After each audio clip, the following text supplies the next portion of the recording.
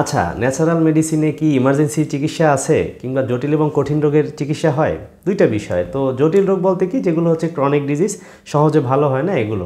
অবশ্যই ন্যাচারাল মেডিসিনে আপনার হচ্ছে বিভিন্ন ক্রনিক ডিজিজ, অটোইমিউনো ডিজিজ খুব সফলতার সাথে চিকিৎসা করা হয়।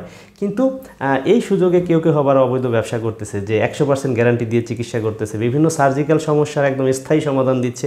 এগুলো থেকে একটু সতর্ক থাকবেন, কারণ ক্যান্সারের মতো রোগেরও চিকিৎসা আছে, কিন্তু তবে সেগুলো নিয়ে অনেকেই হচ্ছে ভুলভাবে বাণিজ্য করতেছে।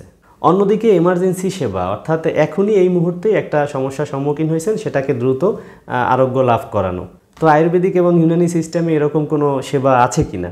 অবশ্যই আছে, কিন্তু বিষয়টা হচ্ছে যে বাংলাদেশের যে হসপিটালগুলো বা আমাদের যে সেবা মাধ্যমগুলো, সেখানে পর্যাপ্ত সুব্যবস্থা না থাকায় এরকমভাবে এমার্জেন্সি সেবা দেওয়া সম্ভব হচ্ছে না। এবং বর্তমানে হচ্ছে ব্যাকটেরিয়াগুলো বা জীবাণুগুলো অনেক বিধ্বংসী হয়ে উঠতেছে। এজন্য খুবই পাওয়ারফুল এবং ভালো ভালো অ্যান্টিবায়োটিকের দরকার হয়, যে জায়গাটাতে হচ্ছে এই সিস্টেমটা একটু পিছিয়ে আছে। আর এই জন্যই এমার্জেন্সি সেবাতে ন্যাচারাল মেডিসিন কিছুটা এড়িয়ে চলছে।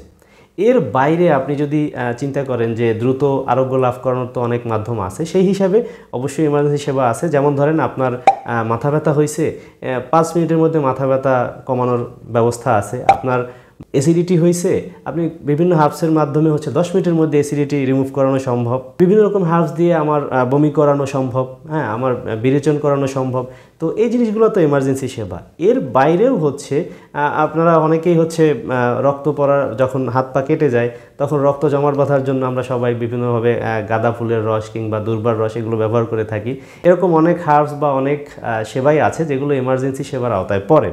এর বাইরে যে কিছু এমার্জেন্সি সেবা আছে, যেমন হচ্ছে রোগীকে অক্সিজেন দেয়া, সিপিআর দেয়া কিংবা কাটা স্থানে সেলাই দেওয়া, এইগুলো তো হার্বস দিয়ে হবে না। এখন একজনের অক্সিজেন লাগবে, তাকে কি অক্সিজেন সিলিন্ডারে মাস্ক না লাগিয়ে আমি কি বলবো যে লতা পেঁচাই রাখেন?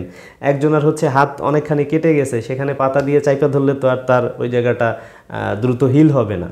তো এই সেবাগুলো এই সেবার মতো করেই চলতে দেওয়া উচিত। আর আমাদের যে লিমিটেশনগুলো আছে, সেগুলোকেও হচ্ছে ধীরে ধীরে গবেষণা বাড়িয়ে, আরও এটার পরিধি বাড়িয়ে প্রচার এবং প্রসার ঘটানো উচিত।